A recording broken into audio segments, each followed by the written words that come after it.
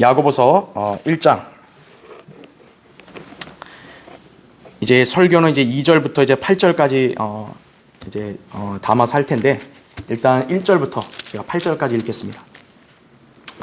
하나님과 주 예수 그리스도의 종 야고보는 널리 흩어져 있는 12지파에게 문안하노라. 자, 2절 보세요. 나의 형제들아, 너희가 여러 가지 시험에 빠질 때면 그것을 모두 기쁨으로 여기라. 이는 너희 믿음의 시련이 인내를 만들어내는 줄을 너희가 알미라. 그러나 인내를 온전히 이루라. 이는 너희가 온전하고 잘 갖추어져 아무것도 부족함이 없게 하려 함이라.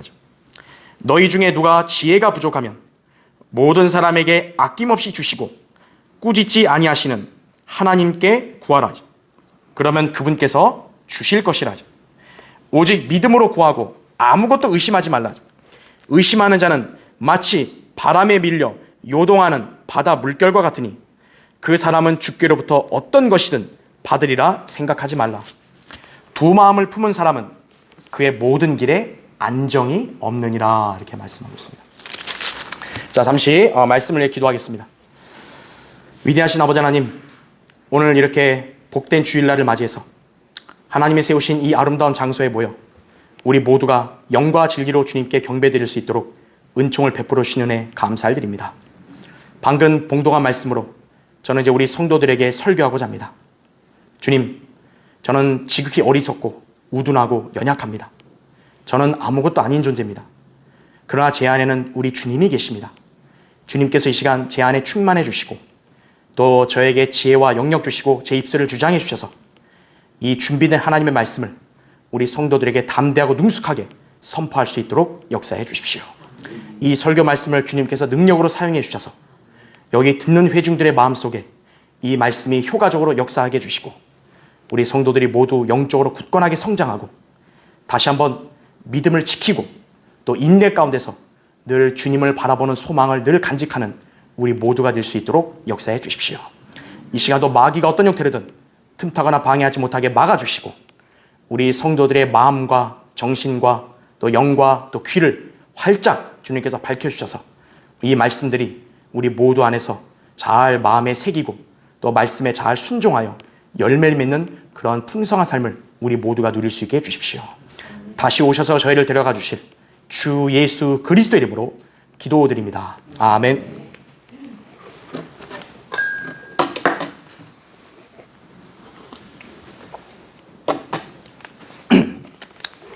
시련이 닥쳤을 때, 이런 제목으로 말씀을 전하겠습니다. 자, 여러분은 시험이나 시련에 빠졌을 때 어떻게 됐을 것 같으세요? 어떻게 해야 될 것 같으세요? 오늘 하나님 말씀으로 여러분 답을 얻으시기 바랍니다. 저거는 이따 그 난방기는 좀 이따 꺼주세요. 한 5분 뒤에요. 흔히 성도들 가운데 시험에 들었다든가 혹은 시험에 빠졌다고 고백하는 사람들이 간혹 있습니다. 사실 많은 성도들이 그 둘의 의미를 구분하지 못하여 혼용하는 경우가 대다수입니다. 시험 들었다, 시험에 빠졌다, 다 똑같은 말로 알아요. 그러나 엄연히 둘은 전혀 다른 별개의 문제입니다. 여러분은 두 표현 사이의 차이점을 아십니까? 일단 시험에 들었다라는 말은 누군가의 미혹에 속아서 그릇된 일을 한다든지요, 또는 성경에는 없는 비진리를 믿고 따르다가 타락하게 된다든지요, 혹은 어리석은 탐욕으로 인해 세상 일에 대한 미련을 버리지 못한 결과 여러 가지 시험에 이끌려 들어가는 것을 의미합니다. 한마디로 말하면 자기 잘못으로 걸려드는 거예요. 시험에 들었다는 것은. 이런 경우에는 필시 마귀가 개입하기 마련인데 죄를 짓도록 유도하는 바로 이 마귀의 유혹이 도사리고 있는 게 바로 시험이에요. 야고보서 1장 14절에 그러나 누구든지 자신의 욕심에 끌려 유혹을 받을 때 시험을 당하는 것이니 이렇게 말씀하고 있어요. 따라서 성도는 이러한 시험을 피해야 합니다. 이와 관련해서 예수 그리스도께서는 너희가 시험에 들지 않도록 기도하라고 그래서 말씀하신 것이. 반면에 그리스도인들이 믿음 안에 굳게 서서 사탄의 미혹을 물리치고 하나님을 신실하게 섬기는 삶을 잘 살고 있음에도 불구하고 하나님께서 정하신 어떤 목적과 또 의도에 따라서 극도의 어려운 상황에 직면하게 해서 본의 아니게 시험에 빠지는 경우도 있습니다. 그러니까 여러분이 시험에 빠진다란 말 했을 때는 하나님의 어떤 개입과 허락하심에 의한 시험이 있다는 걸 아셔야 돼요. 그러니까 둘은 다른 거예요. 이런 시험은 주변 여건과 상황을 우리 마음대로 통제할 수 없는 그런 경우에 불가피하게 빠지는 시험입니다. 우리가 잘 아는 욥이 그랬잖아요. 자, 욥이 바로 그런 시험을 당한 거죠. 빠진 거죠. 그리고 수많은 그리스도인들도 이런 시험에 얼마든지 빠질 수 있습니다. 이런 시험은 결코 자기 마음대로 피할 수 없고 자기 능력으로 도저히 제어할 수가 없어요. 시험에 드는 거는 내가 피하면 되는데 내가 어떻게 할 수 없는 그런 극도의 시련과 고난의 상황까지도 하나님께서는 때로 허락하시고 의도하신 가운데 우리를 넣게 하는 경우도 있다는 거죠. 그럴 때는 시험에 빠졌다라는 말을 우리가 쓸 수 있는 거예요. 자, 그럼 그런 시험에 따른 고통은 극심하다는 건 두말할 나위가 없겠죠. 그렇죠? 하나님께서는 신실한 자녀들에게도 때론 시험에 빠지게 하십니다. 이것은 결코 마귀와 세상이 주는 유혹이나 시험과는 차원이 다릅니다. 마귀와 세상이 주는 시험은 목적이 뭐예요? 죄를 짓게 하려는 거 아니에요. 하나님께서는 결코 악으로 시험하는 분이 아니시라고 야고보서 1장 13절에 그렇게 말씀하세요. 그럼 주님은 왜 시험에 빠지게 하실까요? 우리 성도들의 믿음이 진실한지를 시험해 보시려는 거예요. 본문에서는 이 시험에 관해서 믿음의 시련이라고 그렇게 언급을 합니다. 믿음의 시련. 말하자면 우리의 믿음은 시련이란 과정을 거쳐야 되는 거예요. 저 사람의 믿음이 정말 참된 건지, 정말 진실한 건지, 믿음이 확실한 건지 누가 알아요? 하나님께서는 테스트를 통해서 그걸 입증해 보이신다고요. 자, 이것은 마치 진귀한 도자기를 만들기 위해서 진흙을 불 속에 넣어 정련시키는 것과 같습니다. 그죠? 여러분, 명품 도자기가 나오려면 반드시 어디에 구워져야 돼요? 진흙이 불에 구워져야죠. 그래야 가치 있는 작품이 완성되기 때문입니다. 자, 이와 마찬가지로 우리 그리스도인의 믿음도 진귀하게 형성되기 위해서는 종종 시련을 거쳐야 할 때가 있습니다. 우리는 단순히 편안하게 그냥 교회만 다니고 안락하게 교회 생활하는 사람들은 아니에요. 저 교인들은 그렇게 생활하지만 우리 그리스도인들은 하나님께서 그렇게 생활하라 한 적이 없어요.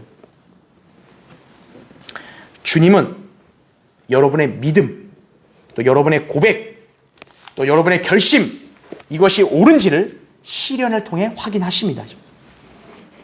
그래서 비록 우리가 주님을 신실하게 믿고 섬기고 진리를 실행하는 삶을 살려고 노력하는 와중에도 예기치 않은 시련과 시험에 빠질 수 있는 것입니다. 이때 우리는 그런 시련에 결코 낙심하거나 이상하게 여겨서는 안 돼요. 난 하나님 분명히 잘 믿고 섬길라 했는데 왜 나에게 이런 일이 닥쳤습니까? 그렇게 이상하게 여기지 마라 이거예요.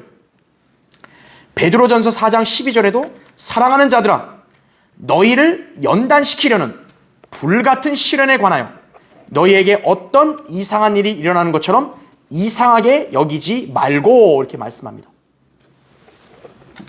여러분이 시련에 직면하면 징징대고 또 낙담하고 이러는 게 아니라 하나님께서 지금 나의 믿음을 시험하시는구나 이거죠. 나의 믿음을 측정하시는구나.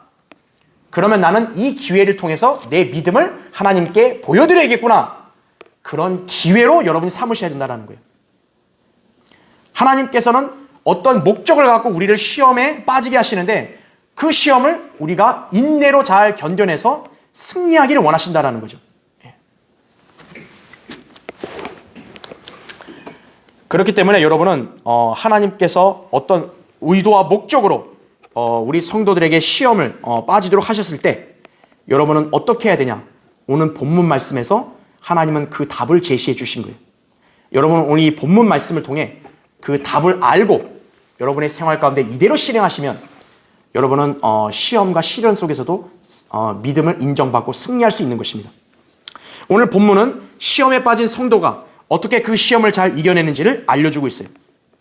그리스도인은 어떤 형태로도 여러 가지 시험에 빠질 수 있습니다. 그 시험의 양상은 각자마다 다르게 나타나요. 예기치 않은 질병, 사고로 고통을 당할 수 있다고요. 하나님을 오히려 잘 믿으려고 했는데 오히려 몸이 아픈 경우가 생길 수 있어요. 또 갑작스럽게 경제적으로 어려워져서 가난과 기아가 닥칠 수도 있고 신앙의 생활에 대해서 박해를 받을 수도 있어요. 심지어는 죽음까지도 요구하는 그런 시험이 닥칠 수 있습니다. 우리 믿음의 선배들이 순교를 당했잖아요. 그럼 왜 하나님께서 그런 분들에게 왜 그런 시험을 빠지게 하셨냐 이거죠. 각자마다 하나님의 어떤 의도와 목적 가운데 허락하시는 시험이 다 다른 것이에요. 자, 이럴 때 우리가 이 시험에서 그럼 승리할 수 있는 비결은 무엇이냐? 오로지 주님을 바라보고 지혜를 구하여 믿음으로 인내하는 것이에요. 내가 발버둥 친다 해서 사라지는 게 아니에요. 하나님의 목적과 계획 속에서 이게 과정이 있었던 거면 나는 그거를 주님께 지혜를 구해서 그 원인을 알고 또 어떻게 대처해야 되는지도 방법도 알고 하나님의 도우심을 받아야 되는 거죠.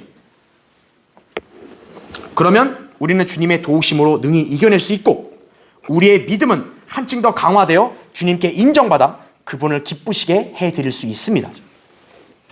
주님은 결코 악이나 정죄를 목적으로 시험해 주시지 않고 오로지 우리를 더 온전하게 하시고자 시련을 허락하시는 것뿐입니다.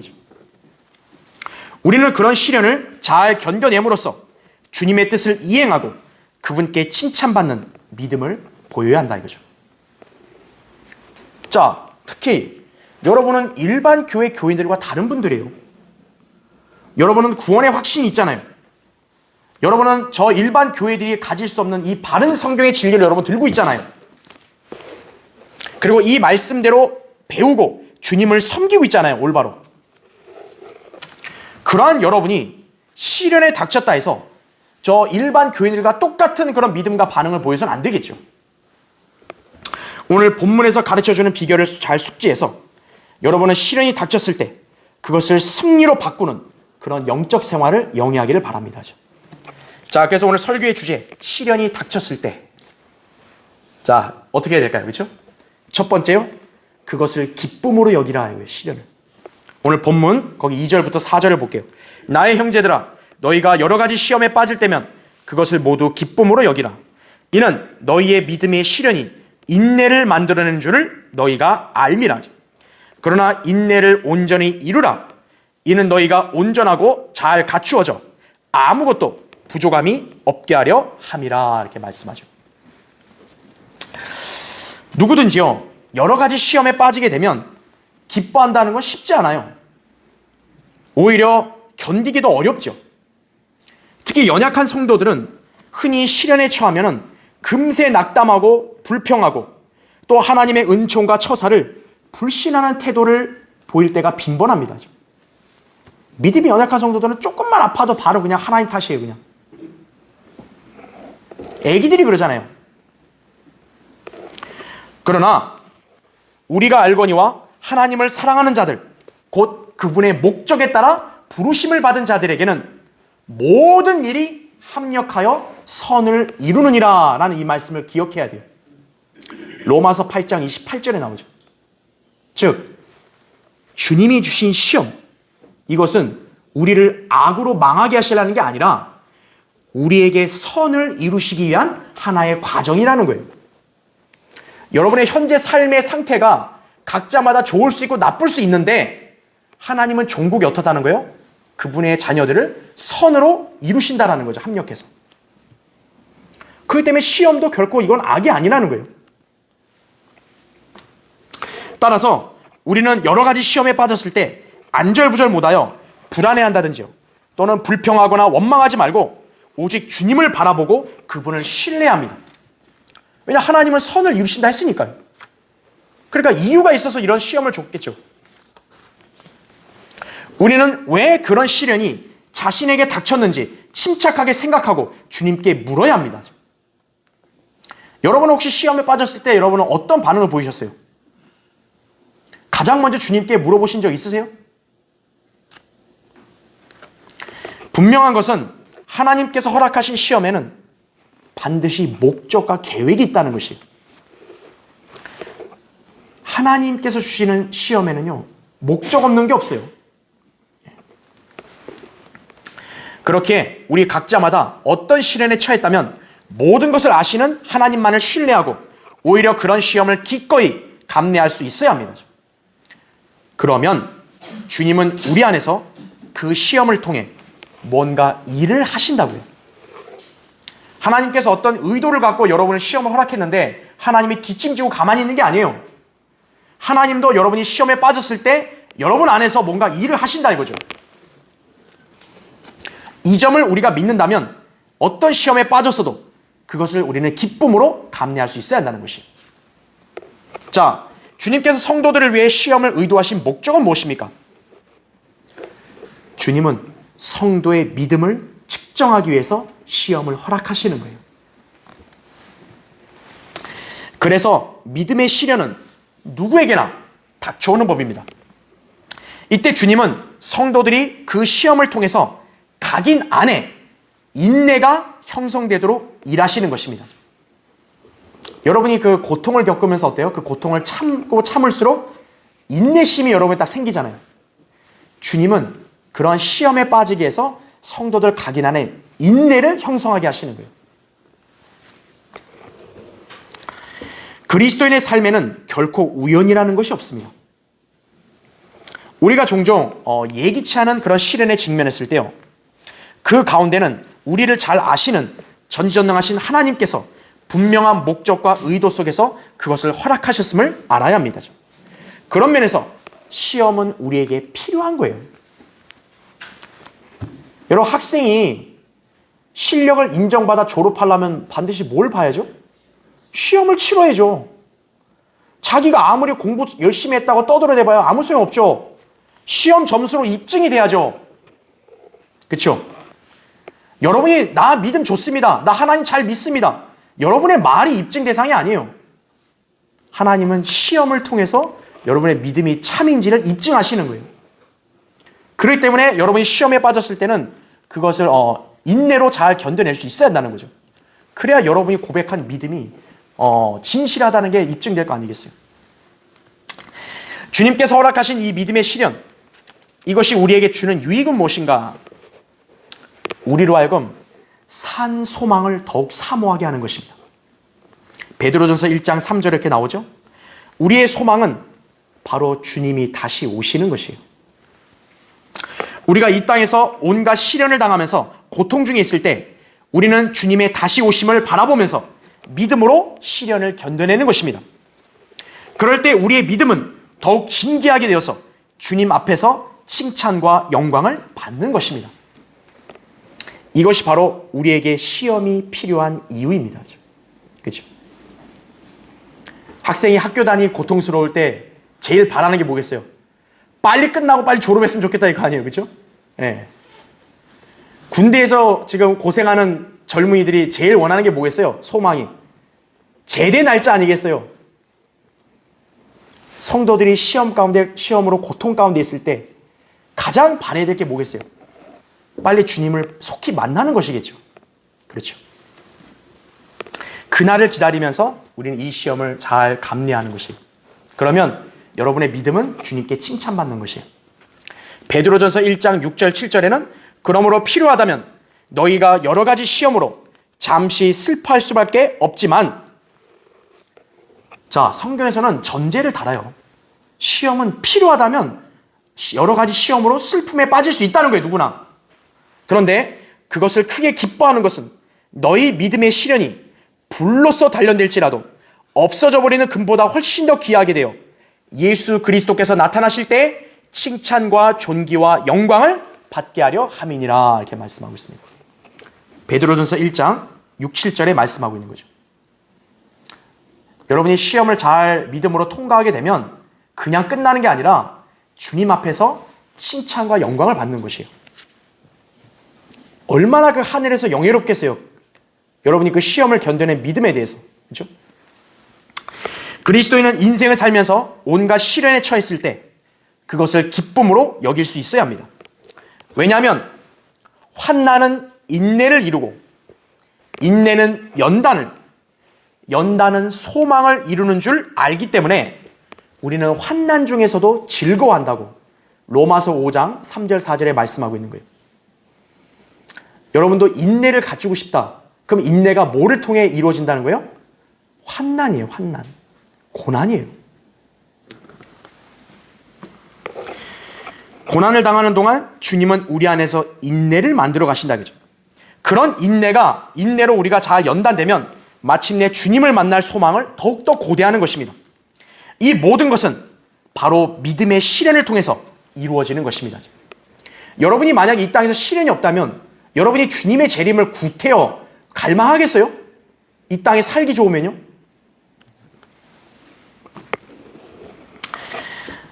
여러분이 갑작스럽게 질병의 고통을 겪고 있고요. 또 재난의 위기를 당했고요. 또 나의 신앙생활에 대해서 막 온갖 박해와 모욕과 조롱이 막 닥쳐온다 이거죠. 근데 그런 시험에 우리가 져서야 되겠습니까? 이겨내야죠. 그러기 위해서 필요한 것이 바로 인내입니다. 주님은 그런 인내를 형성하시고자 우리에게 시험을 허락하시는 것입니다.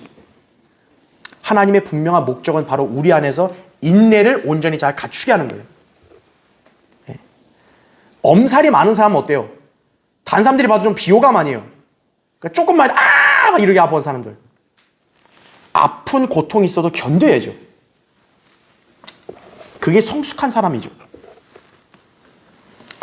자, 물론 이런 시험이 어쩔 때는 견디기 무척 어려운 고통과 극심한 압박을 수반하기도 하지만 주님께서는 그걸 모르실까요? 모든 걸 다 알고 계시고 또 우리를 주관하심을 우리는 믿을 수 있어야 된다고요. 그러면 여러분 안에서 인내가 잘 형성이 되는 거예요. 위대한 영적 거장이신 피터 락만 목사님이 이렇게 고백한 적이 있어요.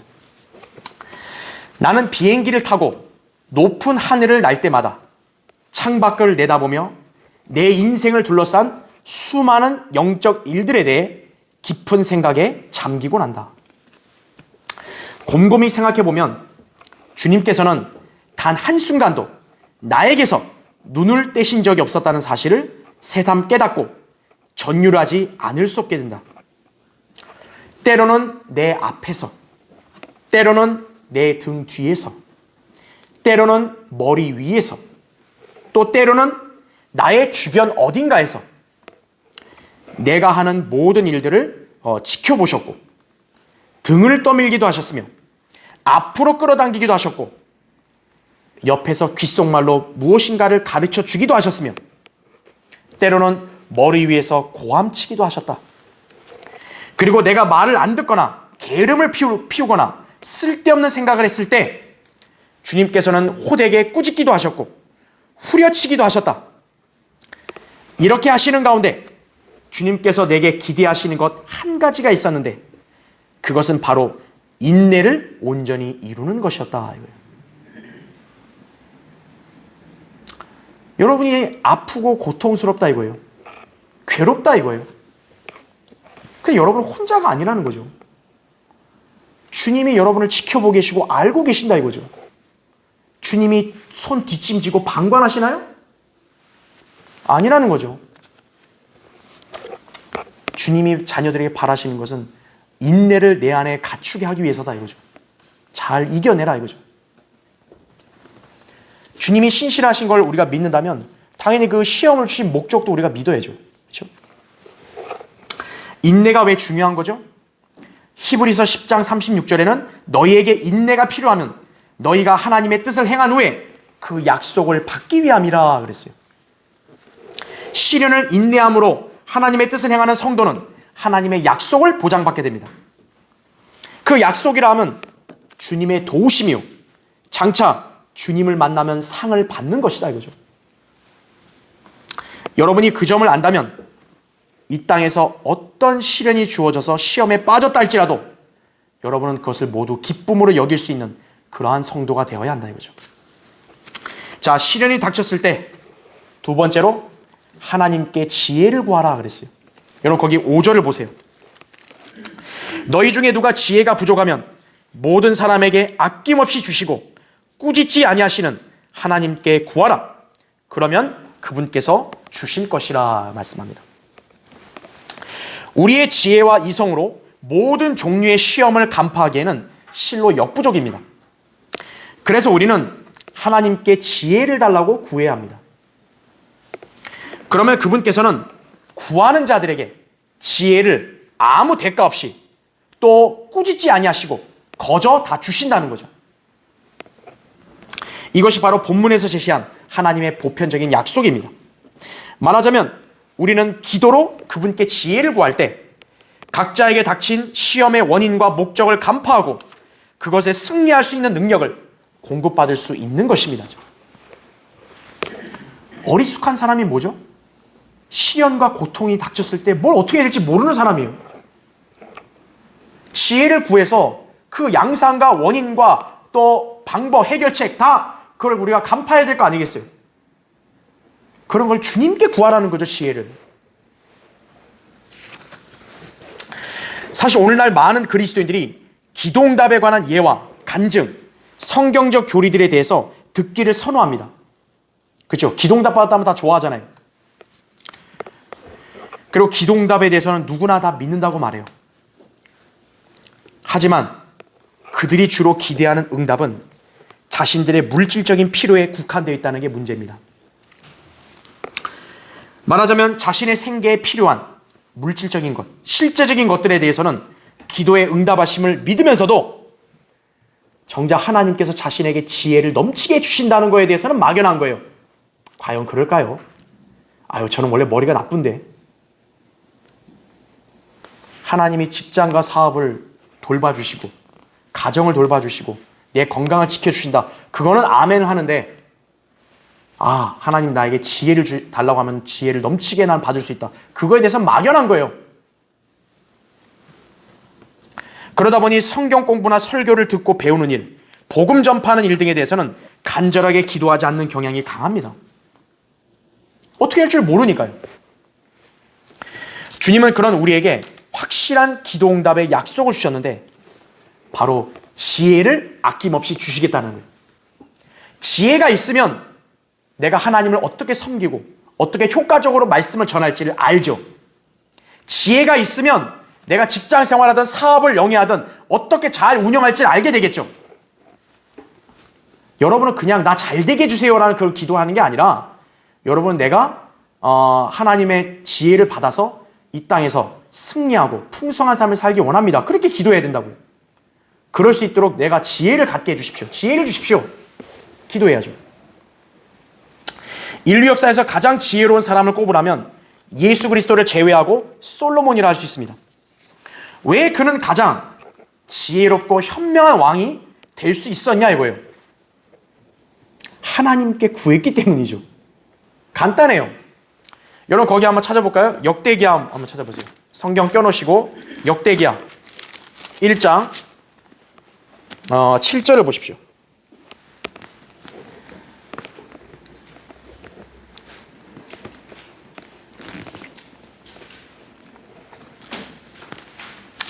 역대기야 1장 7절 보시면 그날 밤에 하나님께서 솔로몬에게 나타나시어 그에게 말씀하시기를 내가 내게 줄 것을 구하라 하시니 이거죠. 만약에 주님이 여러분에게 야 내가 너에게 뭘 주길 원하냐 한번 구해봐라 그러면 여러분 뭘 구하셨겠어요? 솔로몬이 뭘 구했는지 보세요. 10절 이제 나에게 지혜와 지식을 주시어 나로 이 백성 앞에 나가고 들어오게 하소서. 이렇게 많은 주의 백성을 누가 재판할 수 있으리까 하더라 하죠. 하나님께서 솔로몬에게 말씀하시기를 이것이 내 마음속에 있어 네가 부귀나 재산이나 영예나 내 원수들의 생명을 구하지 아니하고 장수도 구하지 아니하고 내가 너로 다스리도록 왕을 삼은 나의 백성을 재판하기 위한 지혜와 지식을 내 자신을 위하여 구하였도다. 내가 지혜와 지식을 내게 주고 또 부귀와 재산과 영예도 주리니 내 앞에 있던 어떤 왕도 그런 것을 가지지 못하였으며 내 후에도 그런 것을 가질 자가 없으리라 하시더라 이거죠. 아, 놀랍죠? 솔로몬은 돈 달라. 그 다음에 또 나 권력을 좀 더 확고하게 해달라. 그리고 저 꼴배기 신에 좀 죽여달라. 그런 말 안 했어요. 솔로몬은 나 오래 살게 해달라. 그 기도도 안 했어요. 지혜와 지식을 주십시오. 왜죠? 그래야 자기가 하나님의 백성을 재판할 수 있지 않겠습니까? 이거예요. 솔로몬의 이 간구는 열왕기상 3장 10절에 따르면 하나님을 기쁘시겠다 그래요. 하나님이 너무 기뻐서 지혜와 지식, 명철 이뿐만 아니라 네가 구하지 않았던 부귀, 명예 모든 거 다 준다고 그냥. 하나님은 그렇게까지 복을 주신 거예요. 주님은 지혜를 구하는 성도의 요청을 기뻐하신다고요. 오늘 여러분의 기도의 양상이 좀 달라져야 되는 거예요. 그냥 시험만 닥치면 아파요, 아파. 주님 아파요. 맨날 이렇게 넋두리만 하는 게 아니고 지혜를 구하는 거예요. 주님, 이게 어떤 일이고 왜 이렇고 내가 어떻게 해결할 수 있고 알려주십시오. 저에게 지혜를 주셔서. 지혜를 받아서 여러분이 세상에서 일할 때도 하나님의 지혜를 받아서 능숙하게 일을 잘할 수 있잖아요. 그냥 돈 달라, 그냥 번창하게 해달라, 단순히 이게 아니라 제가 이 일을 잘할 수 있도록 또 인정받을 수 있도록 지혜를 주십시오. 그래야죠. 주님께서는 지혜의 원천이십니다. 그래서 모든 지혜는 그분께로부터 나오는 거예요. 여러분이 주님께 지혜를 달라고 요청하면 주님께서는 아낌없이 생색내는 것 없이 아주 풍성하게 주세요. 우리에게는 지혜가 필요합니다. 자기 신이 처한 시험이 무엇인지, 원인이 어디에 있는지, 그것을 피하거나 견뎌낼 수 있는 방법이 무엇인지 알 수 있는 지혜를 구해야 된다고요. 그러면 주님께서는 그 성도의 요청에 응답하신다 그죠? 그는 응답받은 대로 시험을 분별할 수 있습니다. 시험에는 하나님께서 성도들의 믿음을 테스트하기 위해서 주시는 것도 있지만 마귀가 우리를 미혹하기 위하여 던진 그 미끼를 내가 덥석 무는 바람에 시험에 들 때도 있는 거예요. 그래서 우리는 이런 시험들을 분별할 수 있도록 주님께 기도해야 한다고요. 이때 필요한 것이 지혜와 명철이라고 하죠. 지혜와 명철이 없다면 하나님의 응답을 듣지 못하고 오히려 마귀의 잘못된 속삭임과 해결책에 속임을 당하게 되는 것이에요. 그러므로 우리는 지혜를 위해서 기도해야 된다고 하죠. 왜냐? 속지 않으려면요. 요한일서 4장 1절에도 사랑하는 자들아 모든 영을 다 믿지 말고 그 영들이 하나님께 속하였는지 시험하라. 이는 많은 거짓 선지자들이 세상에 나왔음이니라 이렇게 말씀하고 있어요. 시험해야죠. 우리 주님께 지혜를 받아서 나에게 닥친 시험이 마귀가 주는 유혹인 건지 하나님이 의도하심 가운데 나를 믿음을 굳건하게 하려고 하는 시험인지 그걸 분별해야죠. 그리스도인이 어떠한 형태로 시험을 당했을 때 서슴지 말고 하나님께 매달리며 거기에서 벗어날 수 있는 길을 알 수 있는 지혜를 간구해야 합니다. 그럴 때 주님은 우리의 간구에 응답하셔서 지혜를 주실 것이라고. 주님께서 어떻게 응답을 하시냐? 성경 말씀으로 응답하실 수 있어요. 또는 조성된 환경을 통해서 알려주실 수도 있어요. 때로는 영적 지도자, 목자든 또는 믿음의 선배의 조언을 통해서도 알게 하실 수 있다고요. 중요한 것은 우리가 시험에 쳤을 때 주님께로부터 지혜를 받으면 그 시험에서 능히 빠져나갈 수 있는 길을 알 수 있게 된다는 사실이에요. 고린도전서 10장 13절에 이렇게 나옵니다. 사람에게 흔히 닥치는 시험에는 너희가 당한 것이 없나니 하나님께서는 신실하셔서 너희가 감당할 수 있는 것 이상으로 시험을 당하지 않게 하시고 시험을 당하면 피할 길도 마련하셔서 너희로 능히 감당케 하시느니라 이렇게 말씀합니다. 자, 여러분은 주님께서 그분의 이름으로 구하면 무엇이든지 들어주시겠다고 한 약속을 신뢰하십니까? 요한복음 14장 13, 14절, 16장 24절에 주님이 무엇이든지 구하라 그랬어요. 그러면 행하신다 그랬어요. 여러분 진짜 그걸 믿으세요? 그렇다면 오늘 말씀에 나온 이 지혜를 주겠다고 하신 약속도 여러분 믿을 수 있는 거죠? 자신의 지혜가 부족하다면 환경 탓하지 말고 자신을 스스로 비하하지 말고 주님께 지혜를 아낌없이 구하라고요. 물질적인 필요를 채워주실 것이나 확신대로 주님께서도 나에게 지혜를 충분하게 주실 수 있다고 그렇게 믿어야 한다 이거죠. 그러면 그 성도는 시련에 처했어도 또 여러 가지 시험에 빠졌어도 그것을 인내로 잘 견디고 승리할 수 있는 것이에요. 자, 시련이 닥쳤을 때 세 번째로 오직 믿음으로 구하고 아무것도 의심하지 말아야 합니다. 자, 오늘 다시 본문 6절부터 8절을 보세요. 오직 믿음으로 구하고 아무것도 의심하지 말라.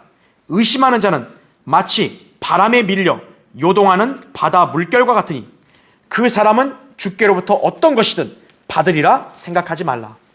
두 마음을 품은 사람은 그의 모든 길에 안정이 없느니라. 시험에 빠진 성도는 그 시험으로부터 벗어나거나 또 승리하기 위해서 하나님께로부터 지혜와 도우심을 구해야 합니다. 아까 말씀드렸죠? 그 대신 본문에서는 조건을 달고 있는데 바로 믿음으로 구하고 아무것도 의심하지 말라는 거예요. 믿음과 의심은 어떤 형태로도 양립할 수 없어요. 하지만 상당수의 그리스도인들이 믿는다고 하면서도 정작 반신반의하는 자세를 지니고 있다는 게 문제입니다.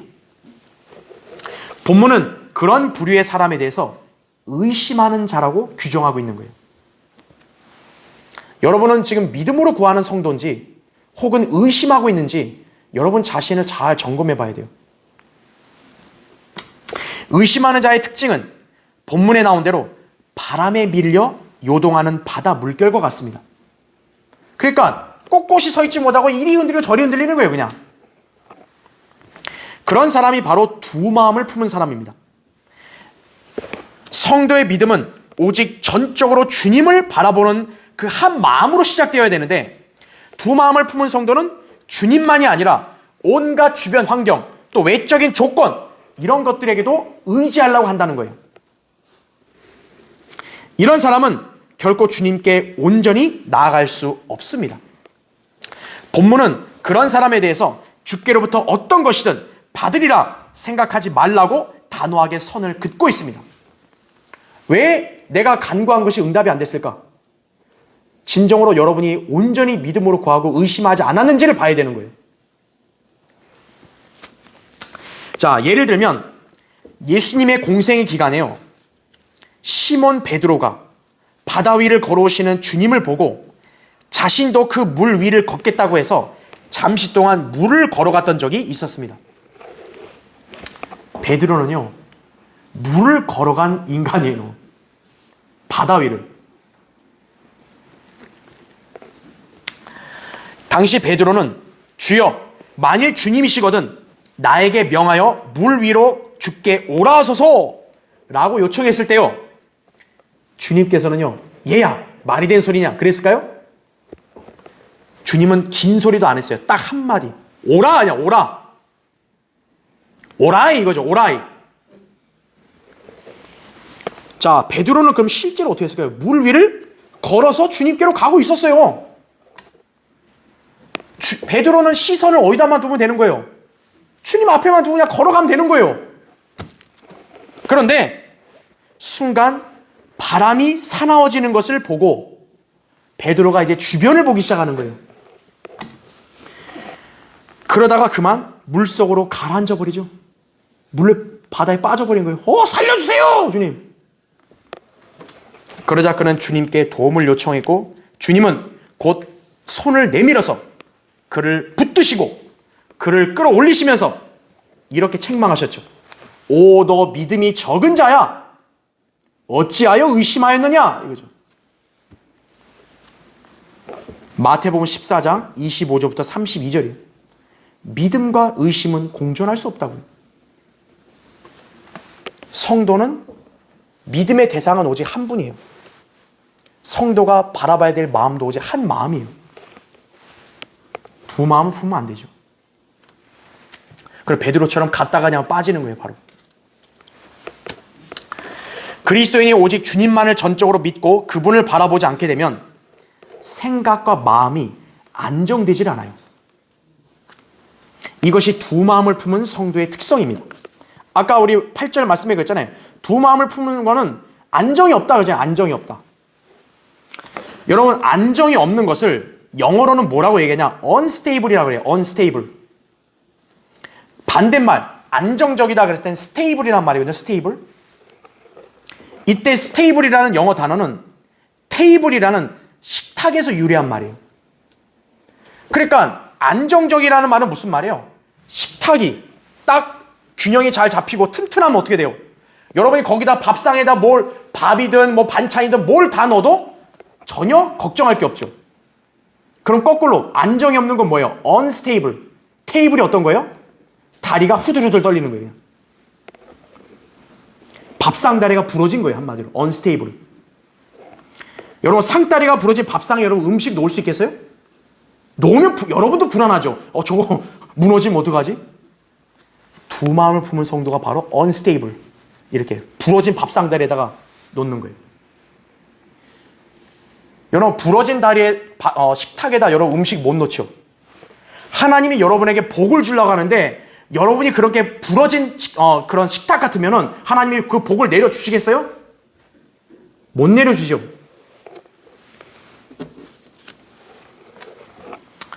이 때문에 본문은 그렇게 불안정한 사람을 향해서 주께로부터 어떤 것이든 받으리라 생각하지 말라, 이렇게 말씀하고 있는 거예요. 시련에 처한 성도는 누구보다 주님을 바라보며 그분을 온전히 신뢰해야 합니다. 많은 성도들이 주님께 기도하고 나서도 돌아서면 다시 이전 상태로 돌아와 여전히 자기의 지성과 경험과 능력을 신뢰하다든지요, 또는 자신의 기도가 응답될 것 같지 않다고 아예 마음으로 작정을 해버려요. 먼저 근데 기도는 해보라니까 해보는데 뭐 되겠어요? 그 뭐하러 기도를 하래요? 그러면 심지어는 자기가 기도한 것도 잊어버려요. 내가 그 기도 했었나? 이러고요. 그저 시험에 빠졌으면 육신의 안목으로만 대처하려는 거예요. 자기 머리만 굴리려고 하는 거예요. 이거 어떻게 헤쳐나갈 수 있지? 어떻게 해결할 수 있지? 그러나 인간의 지혜와 능력으로는 절대로 시험을 견뎌내기가 불가능함을 알아야 합니다. 주님을 신뢰하는 증거, 그분께 맡겨드리는 거라고 제가 늘 말씀드리잖아요. 성경은 너의 일들을 주께 맡기라, 이거죠. 여러분이 처해지고 있는 시험이 있을 때도 그걸 주님께 다 맡기라, 이거죠. 그리하면 너의 생각들이 바로 서리라, 이거죠. 잠언 16장 3절 말씀입니다. 그런 사람이 안정이 있는 거예요. 안정. 여러분에게 닥친 시련과 고통에 대해 주님은 온전히 다 맡으실 수 있다고요. 왜 여러분은 주님만을 믿지 않고 자꾸 다른 데에다 마음을 쏟냐고요. 주 하나님께서 전지전능하신 분이신데 성도 자신이 겪고 있는 시험과 고통을 그분이 해결 못 하실까요? 이건 돈으로 해결될 수 있어요. 그럼 하나님은 해결 못하고 돈은 해결할 수 있는 거예요? 주님께서는 우리에게 나를 부르라. 그리하면 내가 내게 응답하겠고 내가 알지 못하는 크고 능력 있는 일들을 내게 보이리라. 이렇게 약속하셨어요.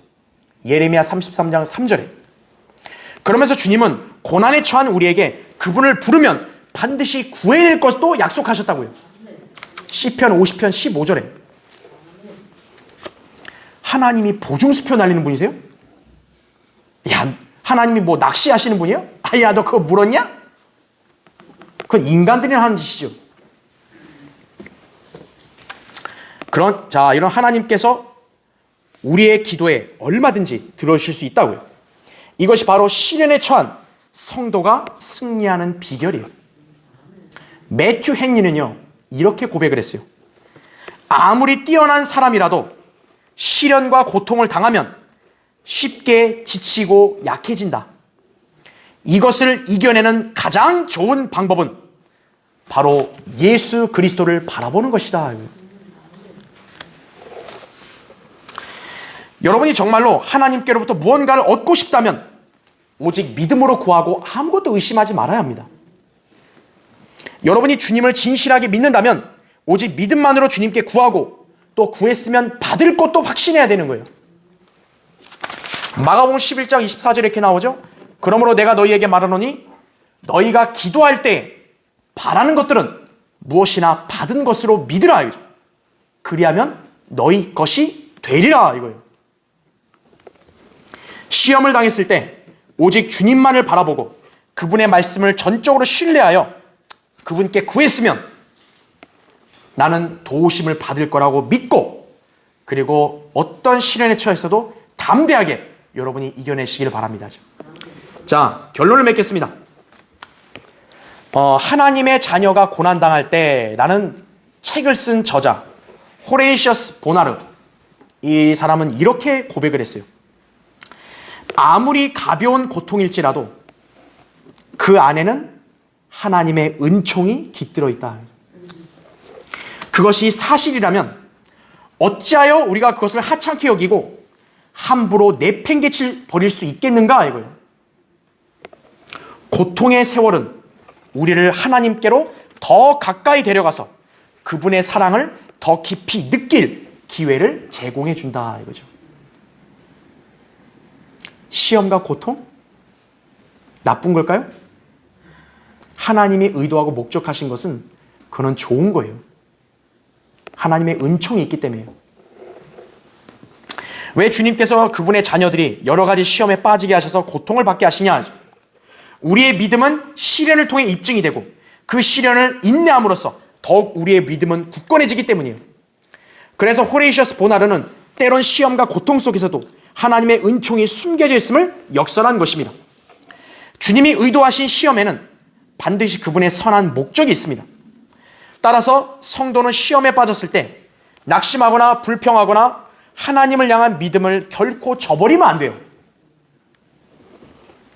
오히려 주님을 더욱 신뢰하고 인내로 시험을 이겨내야 합니다. 사랑하는 연인이라면 어때요? 뭔가 이상한 일이 있거나 고통스러운 일이 있어도 사랑을 지켜야죠. 자기한테 딱 이익이 없다고 딱 버려버리면 그건 기회주의자죠. 우리 가운데서는 하나님 앞에서 기회주의자가 있으면 안 되는 거예요. 주님을 믿는다는 것은 굉장히 잘한 일인데 그 믿음이 진정으로 주님께 인정받는 참신한 믿음이려면 반드시 시험을 거쳐야 합니다. 성도가 그런 시험을 통해 자신의 믿음을 주님께 입증해 보이며 그분을 향한 참된 사랑을 보일 수 있다면 그것이야말로 얼마나 좋은 기회겠어요. 성도가 시련과 고난을 이겨낸 경험이 없으면요, 어떻게 주님을 찬양할 간증이 있겠냐고요. 여러분이 믿는 주님이 위대하세요? 그러면 구체적으로 간증을 해야 될 거 아니에요. 왜 위대한지를. 여러분이 주님을 위해서 무엇을 자랑할 게 있겠어요? 시련을 겪어보지 않은 사람, 시험에 빠졌을 때 그걸 인내로 이겨보지 않은 사람은 자랑할 게 없는 거예요. 시험은 결코 주님이 우리를 버리시는 게 아니에요. 오히려 주님이 우리 안에서 인내를 만들어 온전한 믿음의 사람이 되게 하시는 과정입니다. 우리는 시련에 닥쳤을 때 더욱 주님만을 바라보고 또 지혜를 얻어 그분의 도우심을 받아 승리하는 삶을 살아야 합니다. 그런 성도의 믿음이 다가올 영혼에서는 더 빛날 것이에요. 셋째 하늘 가보세요. 뭐가 회자 되겠어요? 강릉 성경 침례교회 저 아무개, 저런 시련을 이겨냈어. 대단하다. 근데 엉망진창으로 산 사람이 하늘 나오면 어때요? 뒤에서 이러겠죠. 우리 사람 인심이 다 그렇잖아요.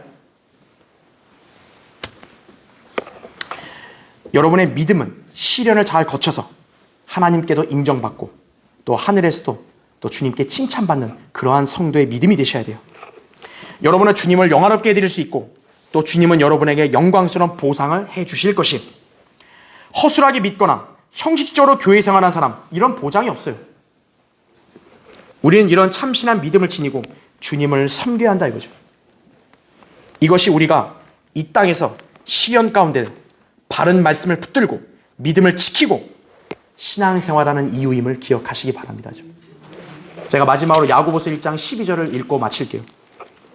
여러분이 시험 지금 너무나 견디기 어렵고 고통스럽다. 그럼 이 말씀을 기억하세요. 12절. 시험을 견뎌내는 자는 복이 있도다. 이는 그가 시련을 거친 후에 주께서 자기를 사랑하는 자들에게 약속하신 생명의 면류관을 받을 것이기 때문이라 이렇게 말씀하죠. 여러분 이런 영예로운 상을 우리 모두가 다 받아야겠죠. 그렇죠? 자, 기도하겠습니다.